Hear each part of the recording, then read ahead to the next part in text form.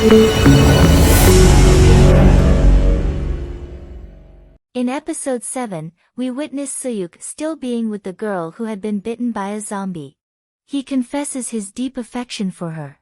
Subsequently, the girl, who had been partially transformed into a zombie after being bitten, becomes the subject of a video created by her peers. These boys had also fallen victim to zombie bites. Now, she approaches her teacher, who had previously failed to intervene when the boys harassed her. Consequently, the teacher reacts aggressively upon seeing her. This teacher, who had not supported her when she faced harassment, ends up becoming her unfortunate meal as she was extremely hungry due to her zombie condition. Simultaneously, we observe a group of students trapped in the music room. They devise a plan to escape the situation.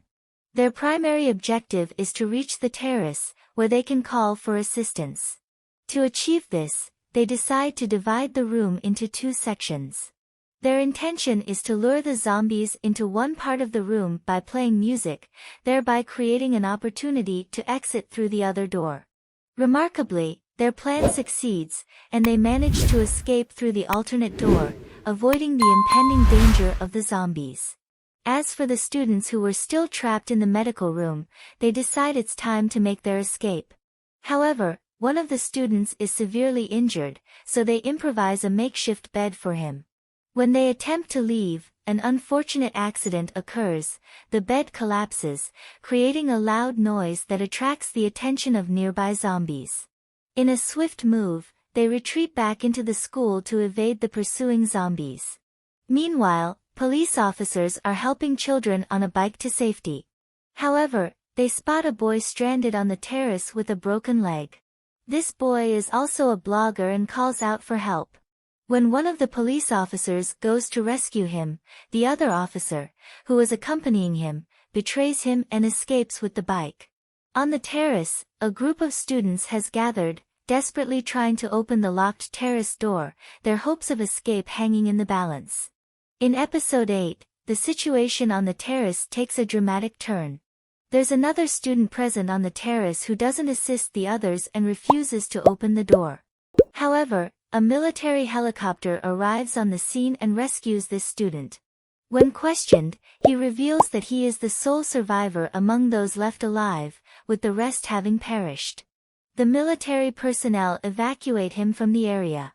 Meanwhile, one of the students who had turned into a zombie sets fire to the school, triggering the fire alarms and causing all the doors, including the one to the terrace, to open. This development enables the remaining students to access the terrace, where they begin calling for help.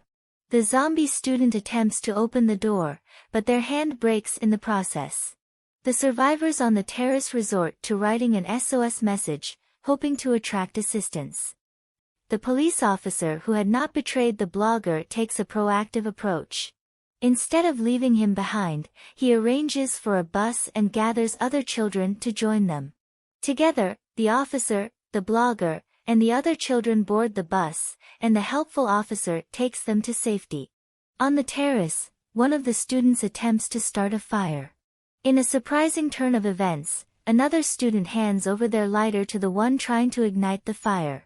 This gesture gives the impression that the student was trying to smoke. Meanwhile, the officer who was driving the bus encounters an accident involving a girl and his vehicle. This incident attracts the attention of military personnel, who arrive at the scene to rescue everyone and bring them along.